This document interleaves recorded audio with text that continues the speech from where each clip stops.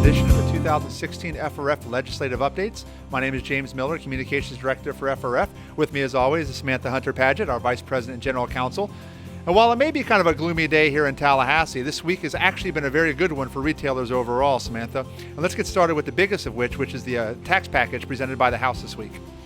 Okay, so the House has come out with its tax package proposal. For those who aren't as familiar with the legislative process, this is kind of a three-part reveal. You've got the governor's package, the House package, and the Senate package. So we've seen the governor's package, which we definitely like. House package has now revealed itself, and there's a lot in it for the retail and business community. They, of course, have the business rent tax piece that's in there, and a whole lot of sales tax holidays, which we love. So all the traditional ones, we've got back-to-school sales tax holiday, but now we've got a fishing and hunting sales tax holiday. Now we've got a small business sales tax holiday and even a technology sales tax holiday. So it's the same amount of money that are being proposed in tax cuts between the governor's office and the House proposal, but the components are a little bit different. And we have yet to see what the Senate's going to do. So it's still definitely a work in progress, and there's a lot of moving parts, but there's a lot in here that is really good for retail. Yes, and like Samantha said, the Senate will be releasing their version. We're not sure when that is, but when it does happen, we will obviously make sure to notify everyone. Another issue that's important to our FPMA members is convenience store security, Samantha, and where do we stand on that one? This week has been a great week for that bill. We have passed the first committee of reference in both the House, where it's sponsored by Representative Charlie Stone, and also in the Senate, where it's sponsored by Representative John Legg. Passed unanimously through both of those first committees, and we're looking forward to moving it to the next committee. You know, one thing we always try to do is obviously to pass bills that support retailers, and one thing we also try to do is try to stop bills from passing that may impact retailers negatively. One of those bills this week was the paid sick leave, and talk about that one. A few years ago, we had worked heavily on a preemption to stop local regulation of paid sick leave and benefits. And this would have been a statewide mandate that every employer provide a paid or unpaid sick leave package to their employees.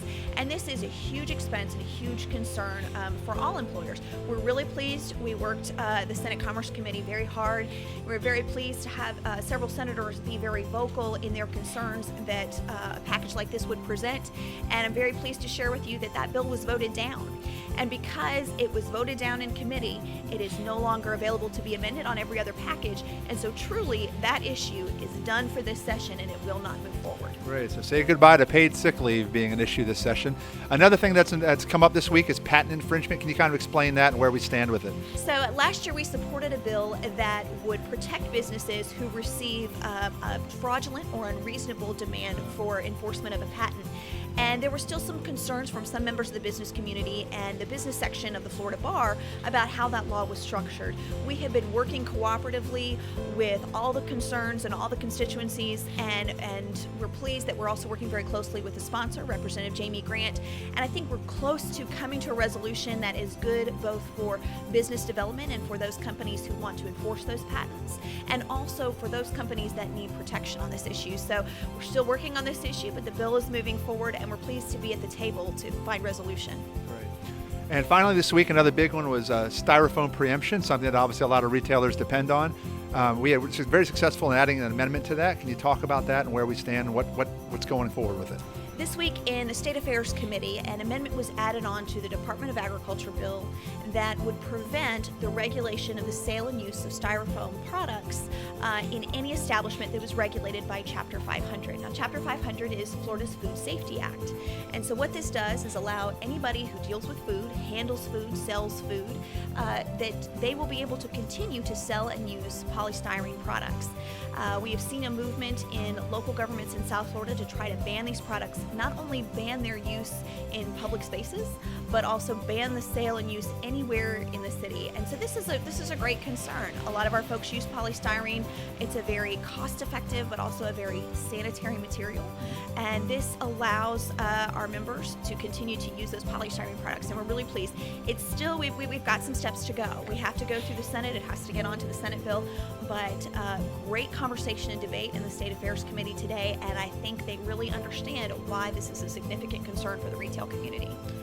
Well, that was a good look back at what happened this week. Obviously, it was a very successful one for FRF and our members. And now let's take a second to look forward to next week, which hopefully will be equally as successful as this one. Let's start off with lock boxes on pharmacies. Can you explain what that's all about?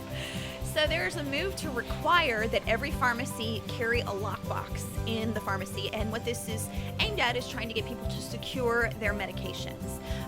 But they not only would require the sale of them, but also signage to say that they sell them, and this is something in general that we oppose. We do not like to be forced to sell a particular products or add additional signage, so this is a move that we are opposed to, and we will be sharing that concern with our legislators. Another issue coming up next week is minimum thresholds, and what is that all about, and what can we expect next week? Okay, so Florida has a $300 minimum threshold on theft. So if you steal something over $300, that it is a felony. Well, there are some people that believe that because of inflation, we should allow people to steal more expensive things. I don't personally share this belief, and it's a little challenging for me. So we want to share that frustration with the legislators and help them to understand that just because inflation has occurred, that we shouldn't let people steal more expensive things, because there's a cost not only to the business but also to the consumer. And so we will be sharing those concerns, as I said, and we will be helping them to understand that this is not a good move for businesses. This is not a good move for consumers. Interesting. And finally, last but not least, something that's important to our FPMA members as well as some of our FRF members, and that's lottery tickets and limiting the sale of those. Can you talk about that? So there have been bills filed that would prevent the sale of scratch-off tickets that are of a certain sales price. And lottery is a big deal, not only for state revenue, but also for the funding of education in the state of Florida. And this would have a significant impact on the bottom line for Florida and for Florida education. So we will be opposing this. We believe that preventing the sale of certain tickets will have a significant impact on general revenue for the state of Florida and also for those dollars that are collected for Florida education. So we will oppose this measure. Okay. Well, that's a preview of what's to come next week. We thank you for watching this episode. As always, if you want up-to-the-minute updates, you can go to text FLBuzz to 313131, and you'll get the latest news on what's happening at the Capitol. And as always, Happy retailing!